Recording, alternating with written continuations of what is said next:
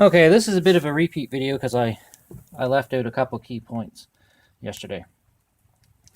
So this will serve as instructional video on my Shotshell loading disc that I make. This particular one is for 410. You can also use it for making these little 44 caliber shot shells, and you can put those in depending on the gun. The 44 shotguns, and they'll fit in some 44-40 and 44 Magnum rifles and revolvers. But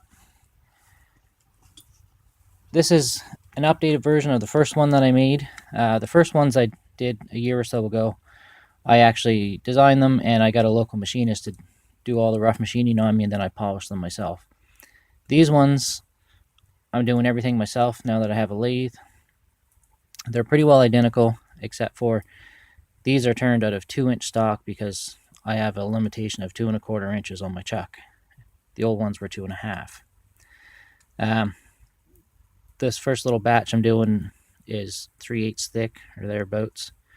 On the next ones, I'll probably drop that back to 1/4 just to save weight on shipping. And where the old ones had the recess for your rim and then everything else did sizing, there was a few little issues with some old shotguns. They had oversized chambers and they were having trouble feeding.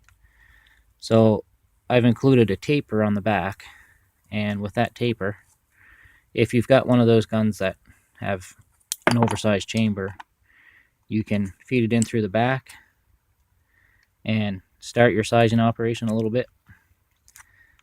If you don't, and you have one of those oversized chambers, the brass won't fit into the small taper on the front, and you'll ruin the case. So there's that. It also makes sizing a little bit easier.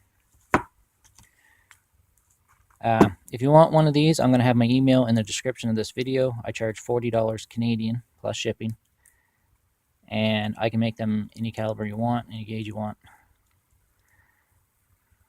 I'll ship them anywheres. You'll have to check your laws and make sure it's legal to do that, but I don't mind shipping them anywheres. I'll show you how they work, and if you have any questions, you can leave them at the bottom. I've got my YouTube comments thing figured out now, so I am getting comments in my emails. So it's pretty simple. I've got one set up. This is just a block of scrap wood, and you'll notice I've got a ring on here. Now what that comes in handy with is just centering this hole over the hole I've got drilled in here. So it comes with 2 rods. One's hollow at the end, and they both have little recesses on the 410s because some of these wads have a odd shaped wad inside, and they're getting stuck in them, so I had to include that on this run. And one of them is hollowed out a little bit just to make room for a primer on cases that have a very thin head case or case head. So I deprime first. You don't have to. Set that in a little recess. Take a depriming rod, a non-marring hammer. Oops.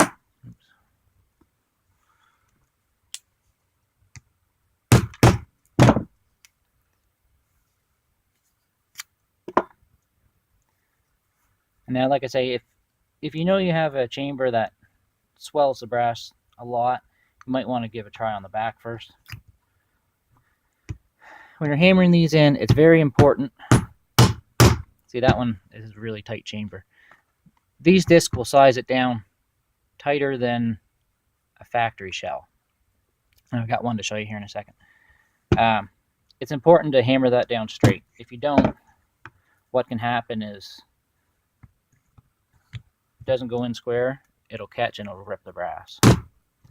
But that's the same thing that'll happen on a Lee or any other loader if it's not quite straight. Now you can prime on these as well.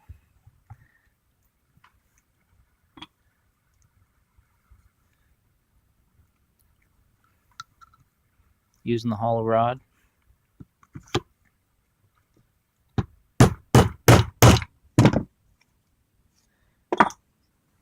Now this will set the primer flush. So if you're using an auto loader, maybe that's not a great thing. For my purposes, I don't have auto loaders. I only use single shot shotguns, so that's not an issue for me. So just be aware of that. That's it. You're done. It's that simple. From there, you can load it as you normally would, and as you can see, I do roll crimps on these, so I don't need a press. All I need is this little kit and a roll crimper. Now this is a 12 gauge one, but I don't know where the 410 one is anymore. I'm gonna make a new one, and maybe I'll start selling those as well. So email down there somewhere in the description. Send me an email if you're interested, and we'll go from there. I do work away from home almost all the time. I am on a 3-week rotation, so every 6 weeks I'll do a batch of these. So I'm leaving here in a couple days. Any orders I get in the next 3 weeks, I'll do them when I get home. So thanks a lot, guys, and hope you enjoyed the video. And like I say, leave any questions or comments down below, and my email will be in the description. Thanks.